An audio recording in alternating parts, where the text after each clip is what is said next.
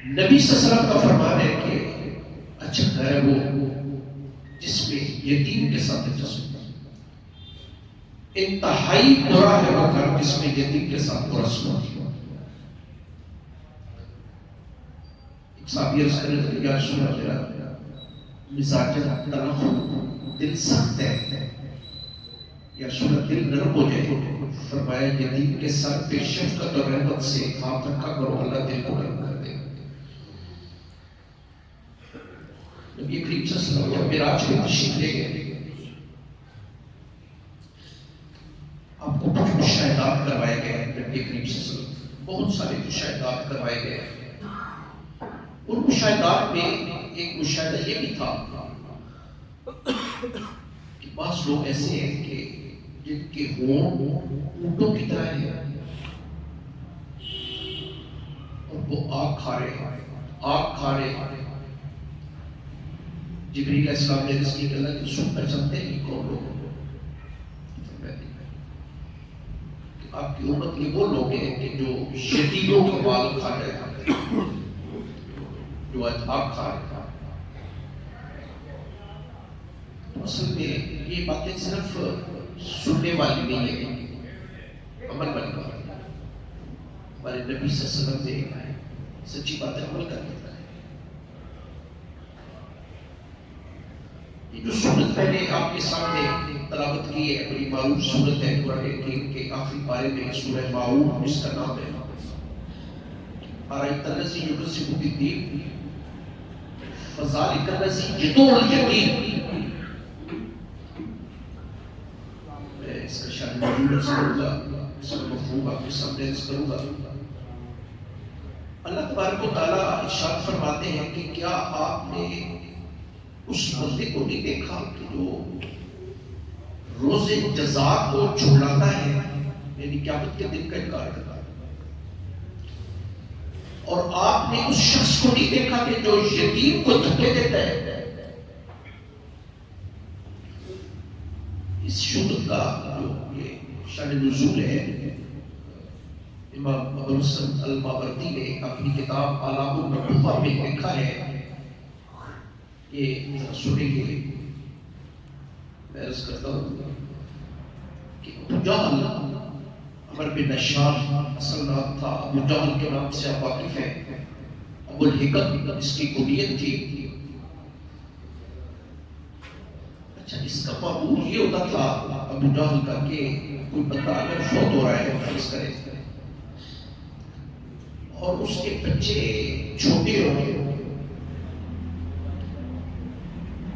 تو وہ اس کے مرنے کے وقت وہاں پہ چلا جاتا اور اس کے والد سے یہ وعدہ لیتا کہ میں چونکہ تیرا آگے پیچھے کوئی ہے نہیں، بچے بھی معصوم ہیں، میں ان کا وصی کفیل بن جاتا ہوں، میری ذمہ داری ہے آپ کے بچوں کی کفالت کی، میں ان کی حفاظت بھی کروں گا۔ آپ جانتے ہیں مکہ کا سردار تو لوگ پھر یقین کرتے تھے، اس کی کنیت جو تھی وہ ابو الحکم تھی۔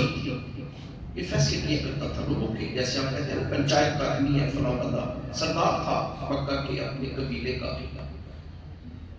معروف نام ہے ابو جہل۔ آپ جانتے ہیں نبی صلی اللہ علیہ وسلم فرماتے ہیں کہ ہر نبی کے ایک فرعون رہا ہے، میرا فرعون ابو جہل ہے۔ یعنی مخالفت میں نبی صلی اللہ علیہ وسلم کی سب سے زیادہ مخالفت کس نے کی؟ عمر بن نشار المعروف ابو جہل نے ابو الحکم نے۔ اچھا یہ ایک بچے کا کفیل بنا، یہ آپ کی صورت جو ہے میں سامنے سے کر رہا ہوں۔ ایک تو یہ نہیں مانتے تھے مکہ والے کہ مرنے کے بعد اب دوبارہ زندہ ہو گئے، یا ایک دن آئے گا جس دن قیامت آئے گی اور ہم سارے چلے جائیں گے اور پھر اللہ کے حضور پیش ہونا پڑے گا، اور یہ جنت اور جہنم کا تصور اور برزخ کا تصور، اس کا تصور نہیں تھا ان کے۔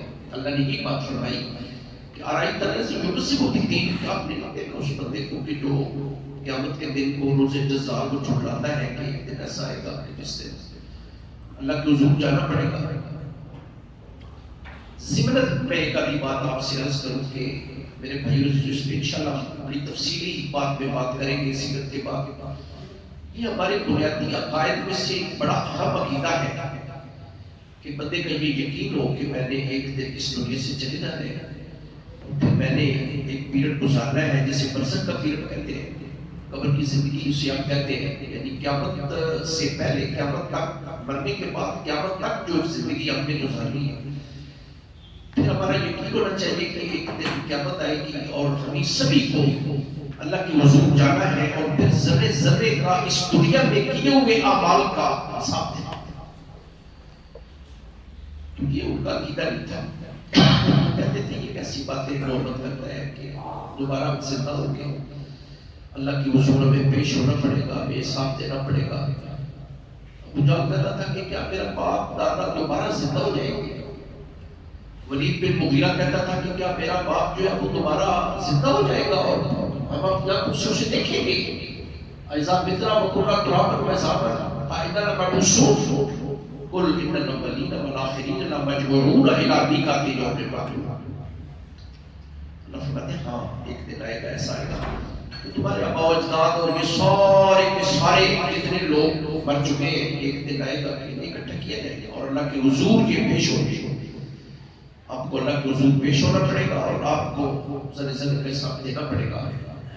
یہ بھی اللہ تبارک و تعالیٰ نے مکہ کے لوگوں کے لیے بے لوگوں اور ابو جہل کا چونکہ عقیدہ تھا، اس صورت میں ذکر چونکہ قبر پہ نشان ابو جہل کا، اس لیے میں ذکر یہ باتیں ساری۔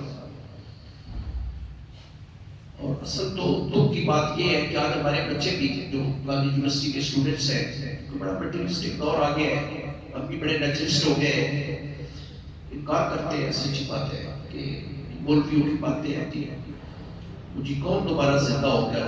کوئی آج تک بتایا نہیں، کوئی بندہ واپس آیا ہو جس نے آگے نے بتایا ہو؟ خدا کی قسم اللہ کا قرآن بھرا پڑا ہے دلائل سے، اللہ کا قرآن دلائل سے بھرا پڑا ہے۔ ضرورت اس صبر کی ہے کہ ہماری عقل سلیم ہو، کہتے ہیں عقل نہیں مانتی، عقل مانتی ہے۔ اگر سلامتی والی عقل ہو تو عقل تسلیم کرتی ہے کہ ایک دن ایسا آنا چاہیے جس دن ہم اللہ کے حضور جائے، اور دنیا میں اگر ہمارے ساتھ انصاف نہیں ہوا تو ایک ایسی عدالت تو ہونی چاہیے نا جہاں پہ ہر بندے کے ساتھ انصاف ہو۔ اللہ فرماتے ہیں ہاں ایسا دن آئے گا، انصاف ہوگا، اس دن آپ کو میرے پاس آنا پڑے گا اور اکیلا آنا پڑے گا۔ وہ لوگ آتی ہیں یوم القیامت فردا، اکیلے اکیلے آنا پڑے گا۔ اللہ فرماتے ہیں کیف تکفرون باللہ وکنتم امواتا فاحیاکم ثم یمیتکم ثم یحییکم ثم الیہ ترجعون۔ کیوں کا انکار کرتے ہیں؟ کیسے انکار کر سکتے ہیں؟ آپ تھے کیا؟ اصل کیا ہے؟ مٹی تھے، بے جان تھے، ہم نے آپ کو پیدا کیا، ایک زندگی گزاری، ہم نے آپ کو موت دے۔ اگر آپ یہ کر سکتے ہیں تو ہم دوبارہ بھی آپ کو زندہ کر سکتے ہیں، میرے لیے کیا مشکل ہے؟ یا ایھا الناس ان کنتم فی ریب من البعث فخلقناکم من تراب ثم من نطفة ثم من علقة ثم من مضغة مخلقة وغیر مخلقة۔ اے لوگوں تمہیں شک ہے کہ ہم دوبارہ آپ کو زندہ نہیں کر سکیں گے؟ بڑی معمولی بات ہے ہماری۔ آپ تھے کیا؟ مٹی تھے، مٹی سے نطفہ بنایا، نطفہ سے علقہ بنایا، مضغہ بنایا، شکم باطن کی 3 تاریکیوں کے اندر اس مٹی سے اور نطفے سے اتنے خوبصورت انسان پیدا کرا، میں نے پیدا کیا، یہ میرا کمال ہے۔ آپ کے ماں باپ کا کمال بھی نہیں، آپ کا کمال بھی نہیں، میرا کمال ہے۔ یخلقکم فی بطون امہاتکم خلقا من بعد خلق فی ظلمات ثلاث، 3 تاریکیوں کے اندر اتنے شکلیں خوبصورت ہم نے خود بنائے۔ اللہ تعالیٰ الصالحون من النار لم یکن شیئا مذکورا اذا خلقنا الانسان من نطفة امشاج نبتليه فجعلناه سميعا بصيرا اذا هديناه السبيل اما شاكرا واما كفورا اذا اعتدنا للكافرين سلاسل واغلالا وسعيرا۔ اللہ پاک فرماتے ہیں کہ انسان تجھ پہ کیسا وقت گزر چکا ہے، تیرا ذکر مذکور ہی نہیں تھا۔ آج کون ہے؟ میرے بھائی نراز ملک صاحب ہے، جج صاحب ہے، عواد صاحب ہے، خان صاحب ہے، شیخ صاحب ہے، خالد صاحب ہے، میرے قابل احترام سارے آپ میرے لیے انتہائی قابل احترام۔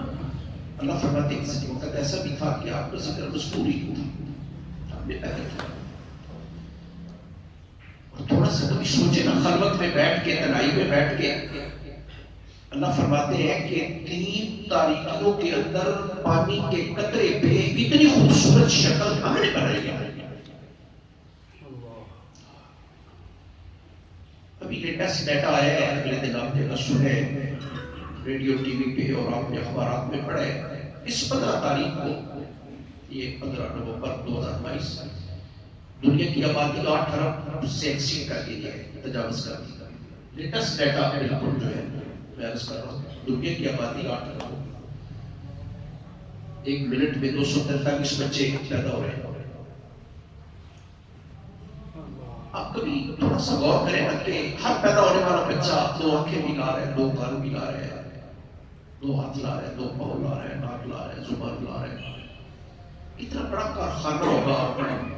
میں پڑھ رہا تھا رشین ایک فلسفی ہے، ادیب ہے، ٹالسٹائی اس کا نام ہے. وہ کہتا ہے کہ میری زندگی میں 3 سال ایسے بھی آئے کہ میں نے، حالانکہ وہ سارے نیچرسٹ ہی ہے، یہ ہے نہیں مانتے، لیکن وہ کہتا ہے کہ میں اللہ کو مانتا تھا. 3 سال میری زندگی میں ایسے ہے کہ میں نے اللہ کو ماننا چھوڑ دیا.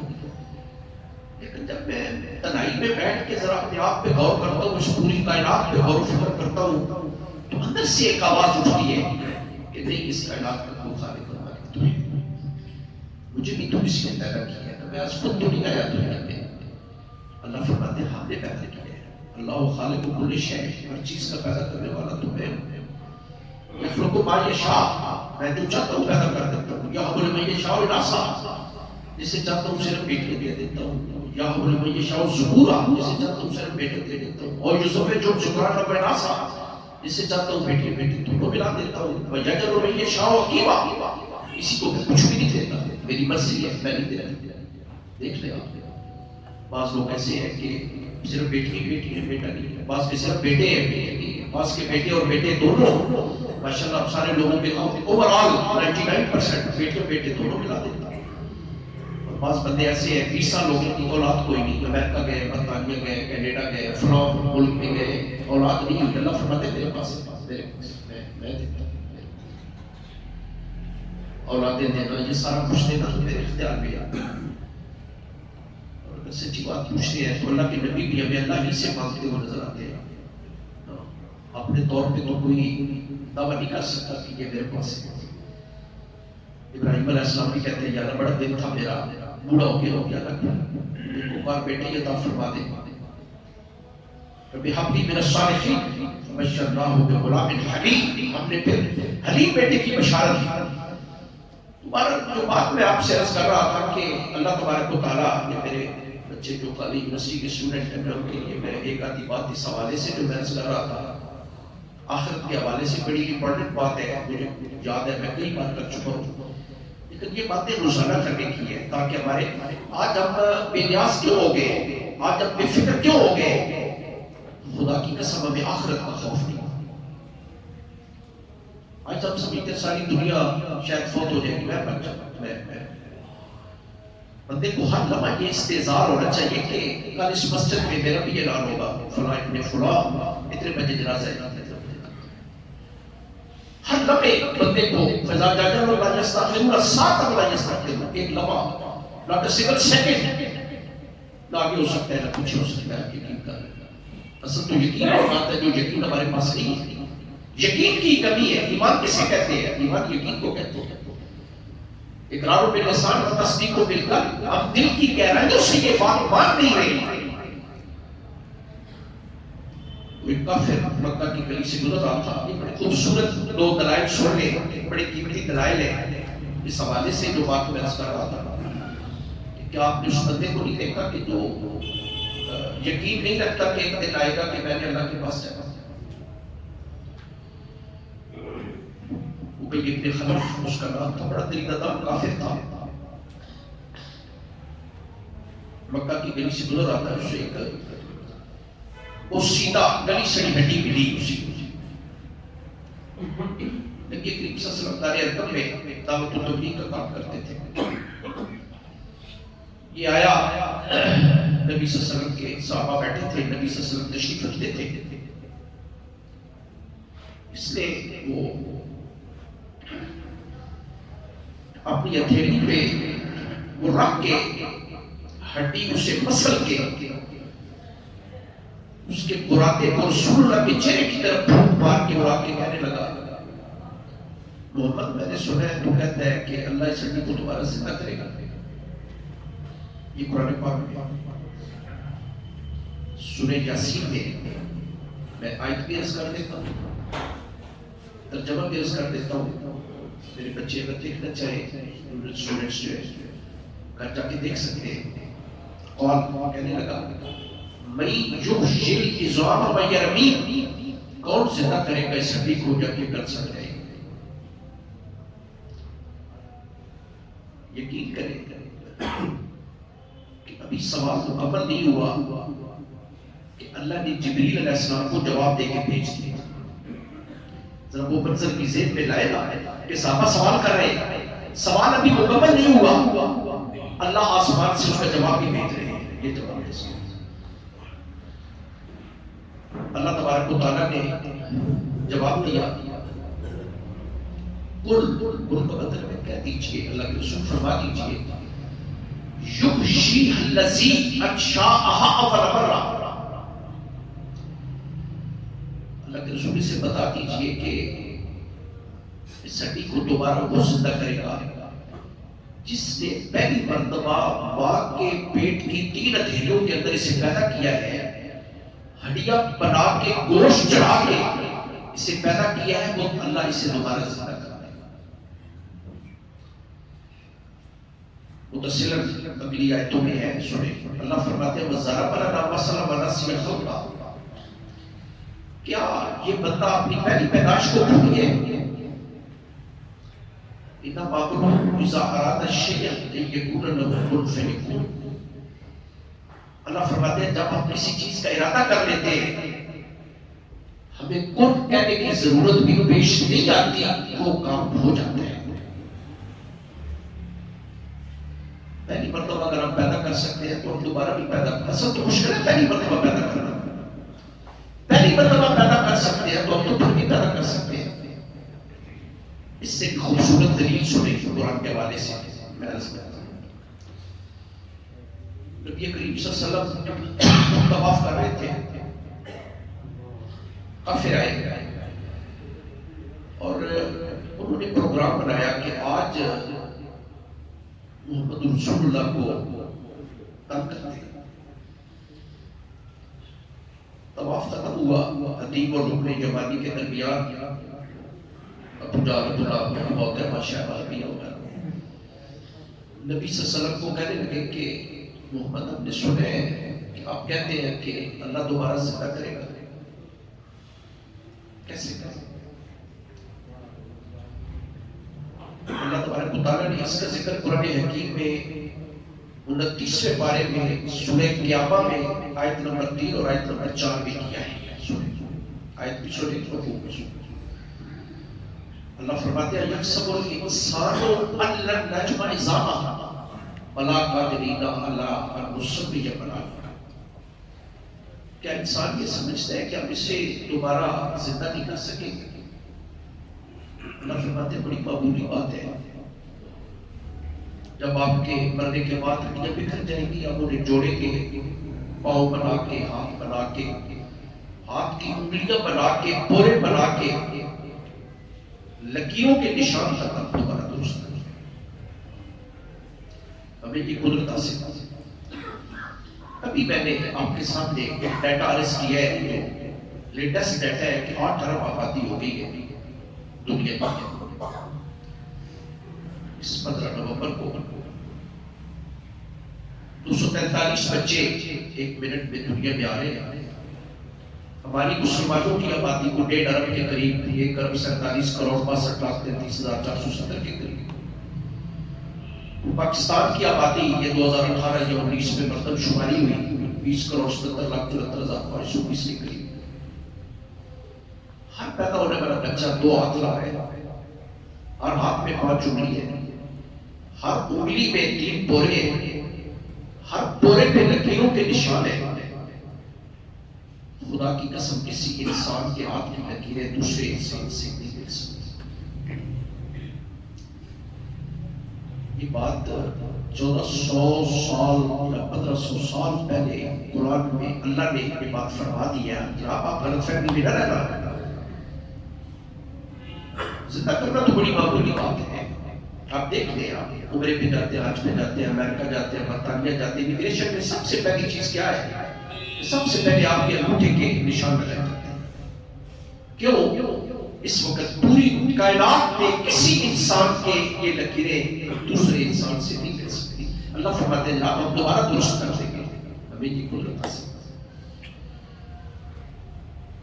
یہ ہمارے جو بیسک کانسیپٹس ہیں, عقائد ہے, بنیادی عقائد, ان میں یہ بڑا اہم عقیدہ ہے کہ نہیں بھائی ایک دن ایسا آنا ہے کہ ہم نے جب جانا ہے تو ایک وقت آئے گا کہ ہم اللہ کے پاس جائیں گے, اور ہمیں یہ جو دنیا میں زندگی گزار کے گئے اس کا ہمیں ذرے ذرے کا حساب دینا پڑے.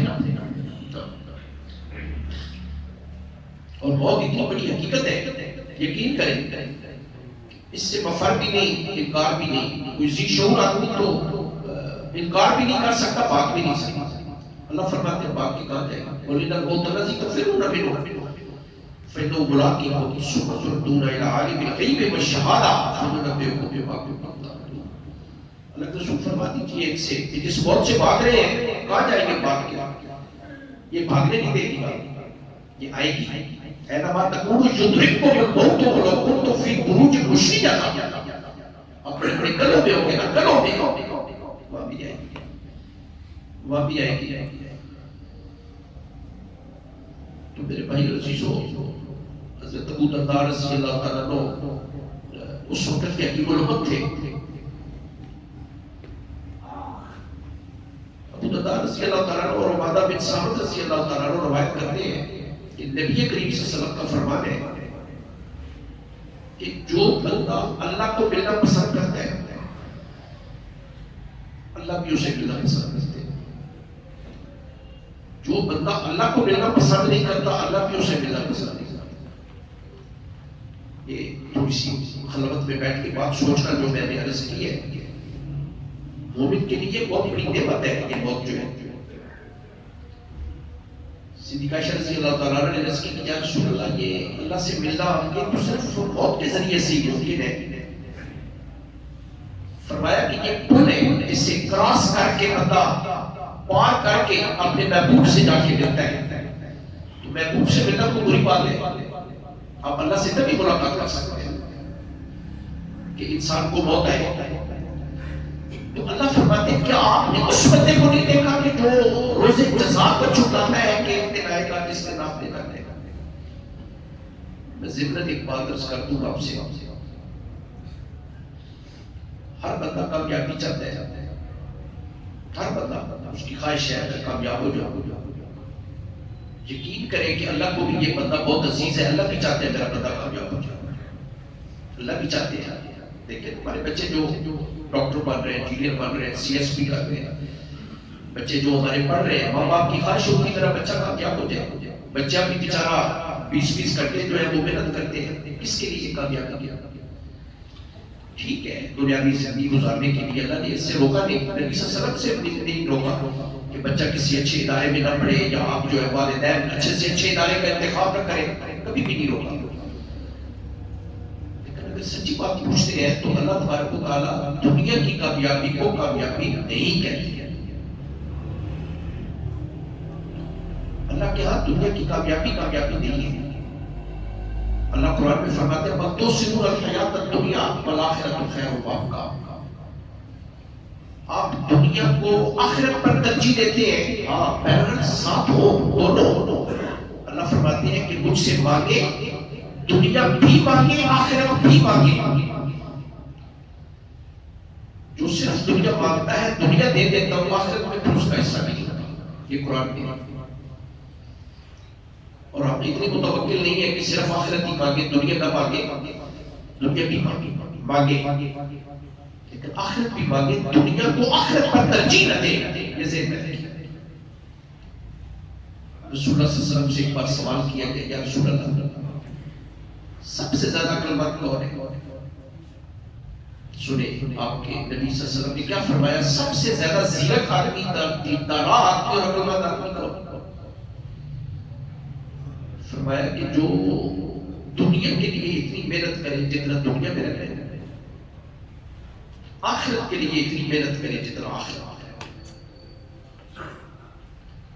اب ذرا دیکھ لیں دنیا میں کتنا رہنا ہے اور آخرت میں کتنا رہنا ہے. نبی صلی اللہ علیہ وسلم نے اپنی لیلت سے چند قبل صحابہ کو مخاطب کر کے فرمایا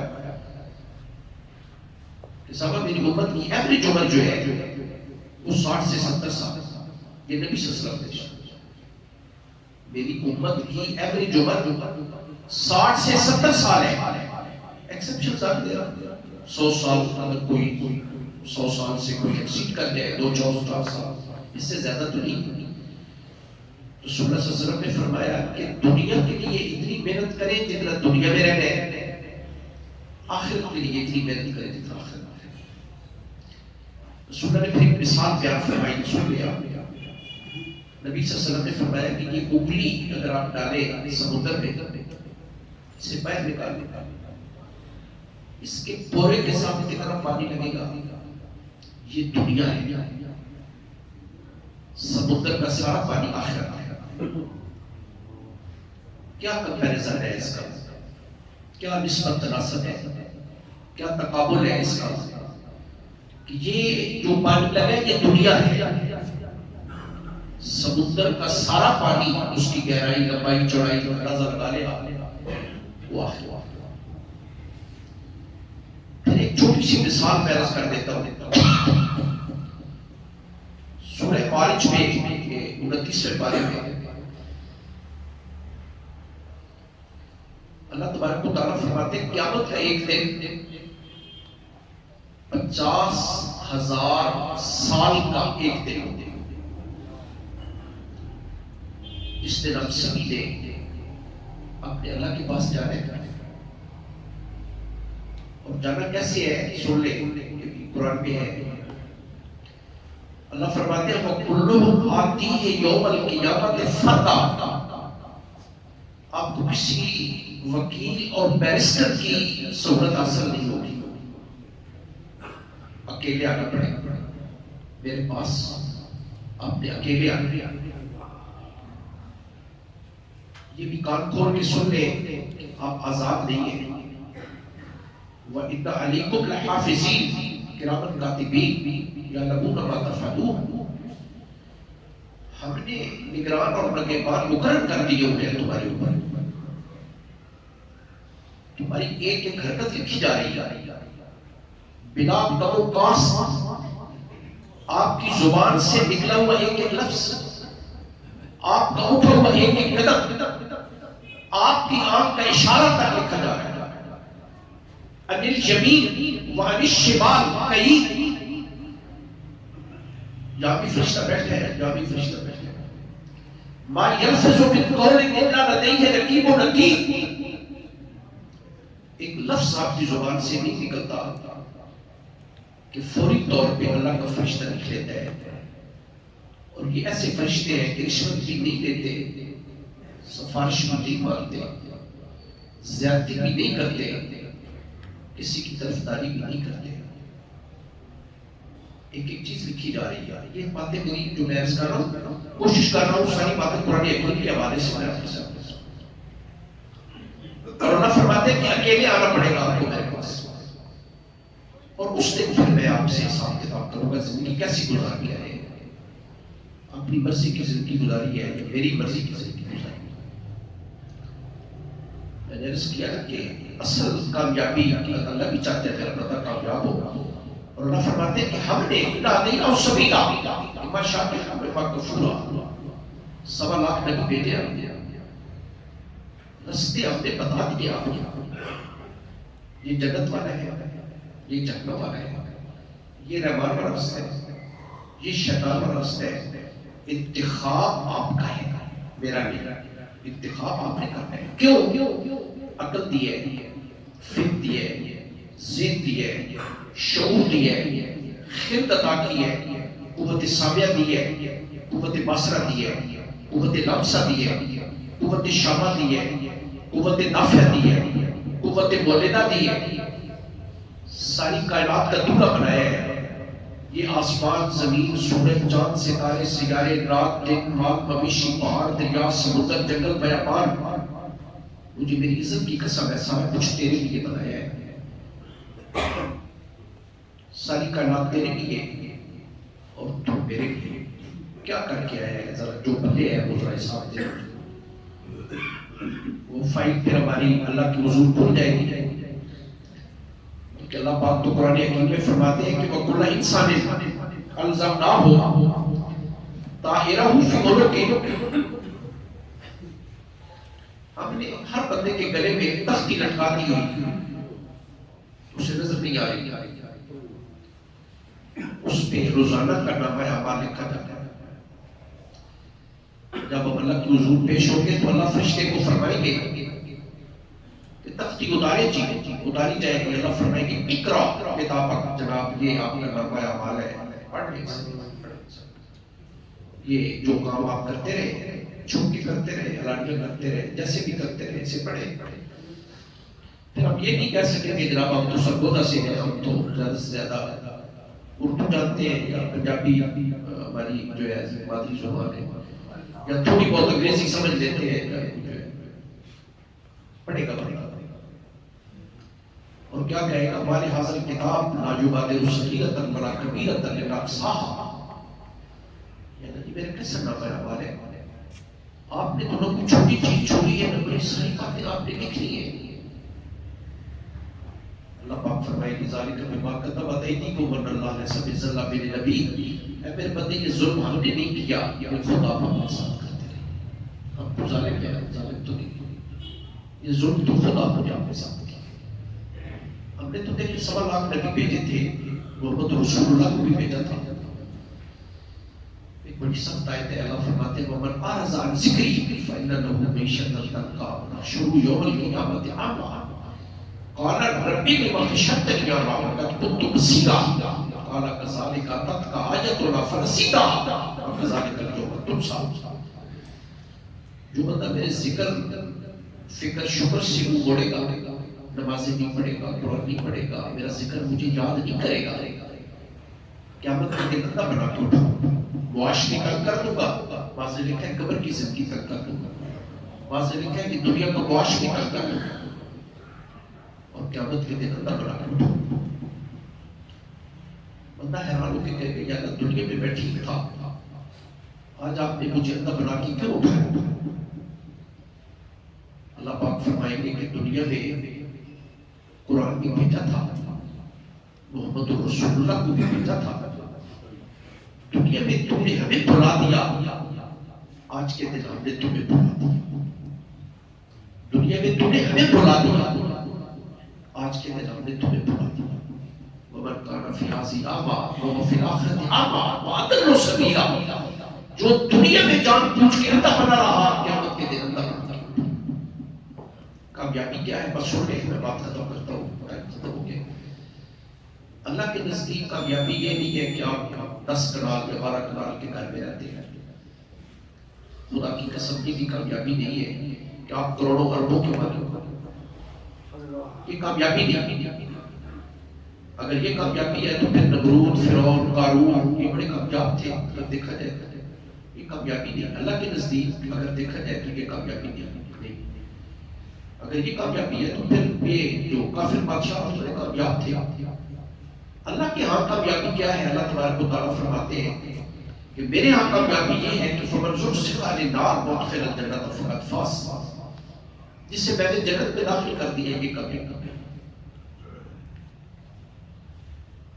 جنت کا دخول کامیابی ہے۔ ناکامی کیا ہے؟ إِنَّكَ مَن تُدْخِلِ النَّارَ فَقَدْ أَخْزَيْتَهُ وَمَا لِلظَّالِمِينَ مِنْ أَنصَارٍ، جس سے میں نے جہنم میں داخل کر دیا، یہ کامیابی۔ اللہ آپ کو مجھے ایمان بھی دے، ایمان کی صحت بھی دے، اور ایمان کے ساتھ ہمیں زندہ رکھے اور ایمان کے ساتھ موت دے۔